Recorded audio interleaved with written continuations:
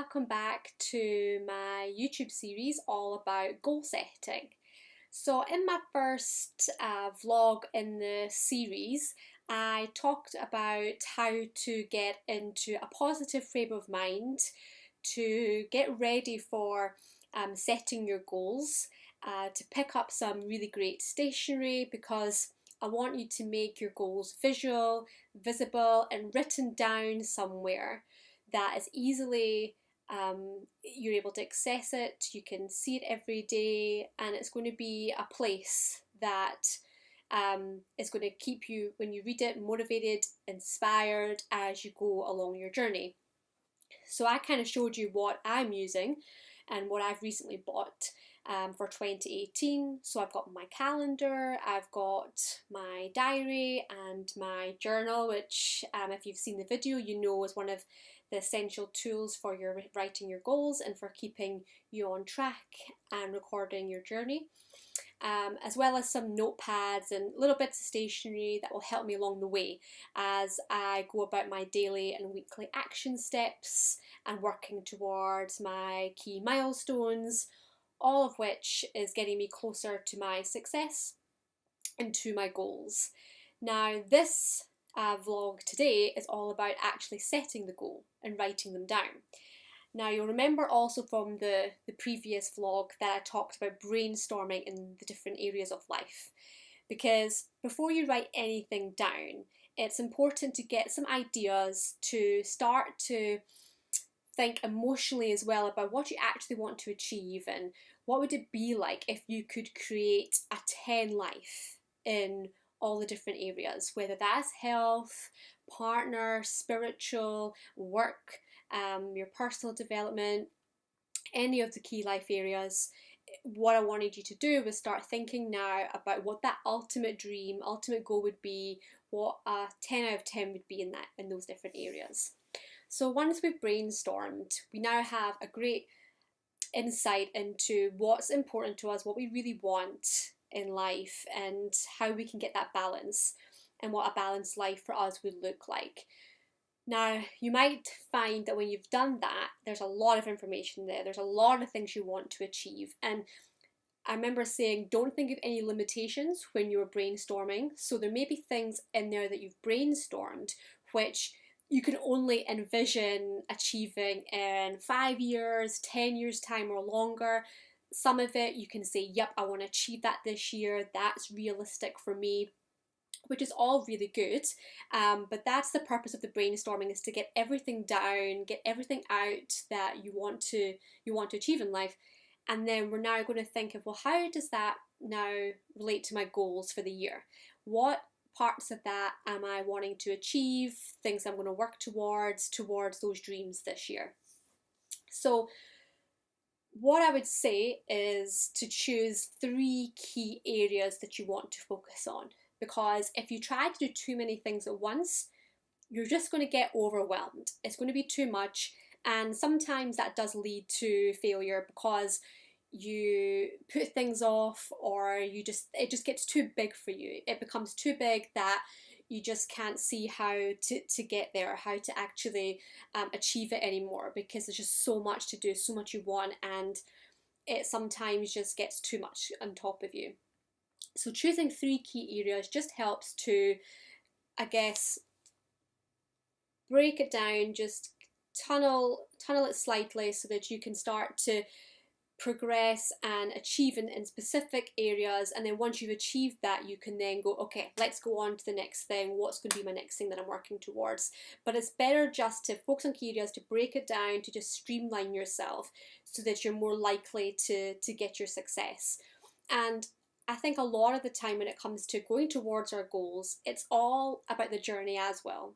So the routines that you set yourself, getting into good habits, being consistent, maintaining change, all of which, I talk about in my blogs, and that will be something that I'll talk about in the vlogs as well, as I help keep you accountable towards your goals. But these things are really important. It's really important to feel that as you go along in the journey and creating habits for a lifetime, creating the change in your life which is going to be embedded and something that you'll consistently do once you've achieved your goals and thereafter. So it's about getting into the frame of mind and the mindset of creating, setting goals, achieving them, and continuing on. So that's the first thing. Choose some of the key areas which you've brainstormed. Now, before we write down anything, like I said in the first vlog, getting yourself organised is key prior to setting out your goals. So now you've got all your stationery, you've brainstormed, you've been a bit inspired now, and you've got motivated to set your goals. Decluttering your space will declutter the mind, promise me. So wherever you are, if you're in a study, you're working from home, or you're at work and you're setting your goals and you're sitting here right now with your coffee ready to go, make sure the space around you is decluttered, because you're going to get deep now, you're going to get really into setting these goals, and you don't want to be in a place of chaos or bits of paper flying everywhere. So get yourself organised, that's key. And then we're going to look at, okay, now it's time. We've brainstormed our goals, we're ready, we've got our clear space. So now our mind is clear, we're ready to go. Okay, so this comes the exciting bit. So in your 3 key areas, whatever you've chosen, I want you to start to think of, okay, what could I achieve out of this year? What elements of what I've brainstormed is going to challenge me? So I want you to feel challenged by your goals. Don't want them to be super easy peasy. You want to be challenged, but also what's going to be realistic for you to achieve this year. Because if you don't set realistic goals, again, you're setting yourself up for failure, because the overwhelm may come in. You might go a lot, start the journey, and you may realize there's parts of that when life just gets in the way, it's not attainable. It's just really difficult to keep up, the pace to be able to achieve a certain goal if you put too much set on your plate. So that is one thing I would also say is you want to make it realistic, but definitely be challenged, because if you're challenged, you're more likely to feel passionate and motivated by it, and encouraged to keep going, than if you just set a really easy, just non-inspiring goal. So keeping it challenging, exciting, but as well as realistic is going to be one of the essential ways to really make the goal setting a success. Okay, so make sure you're going to pick things that you're going to achieve this year which are realistic. Now, once you've done that, there might be things you can see, okay, I want to achieve that this year, but also break down and think, well, rather than getting ahead of myself, what am I going to do in the next 6 months to really get myself started and on track? So this is part of the breaking down, because when you write your goal, it will seem huge, it will seem really big, especially for the whole year. It will seem like a really big goal. But in the next vlog, we are going to look at breaking your goals down into key milestones. So don't worry right now if you think, oh, this is so much and I want to pack a lot in, I want to be realistic, but it still seems a challenge and too challenging maybe at times. Just take a bit of a gut feel of what you think you want to achieve this year, what would be brilliant to do, that will be challenging but realistic. And then we will look at, well, what am I going to do right now and in the next 6 months to get on track, so then I can just go for it towards the end of the year and really get my success. So a key thing about setting the goal is we want to be timed. So we know, okay, this is what we want to achieve in the year, but let's think about, well, what realistically will I achieve in the next 6 months? Let's get a good time frame to work with. Think about the next 6 months and set your date. I want you to think of the exact date and time that you're going to achieve this first part of the goal. So in July, say July the 12th, 2018, this is what I'm going to have achieved. So I really want you to forward plan, think into the future, think of that day that you're working towards, and think, okay, what do I want to feel on that day? What do I want to have achieved towards my goal this year? Where do I see myself at that time? So we can really start to connect with that future self and where we are. So that is definitely the second thing. So we get our time, we want to be able to have something to work towards, and then we want to get really detailed and specific. So being specific in your goals is key. We want to find out what it is we're doing, what has happened over the 6 months to get to the stage we're now at on July the 12th, for example. What have we done? Now, say you've chosen a health goal. You may know how much weight you want to lose in the year, or you might know at the end of the year you've planned a marathon run, for example. So a lot of your actions and milestones will be working towards the training for that marathon, or for getting your goal weight. You'll have a certain amount you want to lose every month, for example. So all that detail has to be written down in your goal. So how much do you want to lose weight, or how much more fitness activities are you wanting to start and make a habit or put into place? How much weight are you going to lose by the end of the year? When are you going to do specific races or events that you're going to work towards? Start to map that out. Look at that plan. Now, this can be relating to other life areas, not just health. So maybe you've chosen your career, your work. Maybe it's you want to be promoted to the next manager level, or a different post in your company, maybe a different area of work you want to move into at your current job. So that might be your year-end goal. So what are you going to work on in the next 6 months to get there? What skills are required for you to make that transition, to jump that next step in your career? What maybe courses do you need to complete? What kind of upskilling needs to happen? What training do you need? Or what sort of skill sets you need to acquire that are maybe leadership skills, or maybe there's presenting element in your job or skills that you need. So you may want to do some public speaking and do a little bit in your personal development to upskill yourself to fulfill those roles. So you may start to then map out, well, what does that look like across the year? Over the next 6 months, at the end, I can say, right, I am ready for this. I can put this forward to my employer, or maybe in your own business, and start to branch out and achieve those things and get towards that success by making the necessary actions in the year that's going to help you to achieve that. So that's the kind of detail I want you to think about when it comes to your goals. I want you to really think about month by month, week by week even, what sort of things are you going to be doing towards achieving that goal. So let's get really specific. And part of that is being able to measure that success. So what's going to be your performance indicators, for example? What is going to be the measurement of your success? So if we go back to the health example, your measurement of your success could be to have lost 10 kg, or to have ran 2 marathons in the year. So that's the measurement of your success, is being able to say at the end, I've hit that target, I've reached that, or I've done this many events, I've achieved my goal. So I want you to think about what's going to measure your success.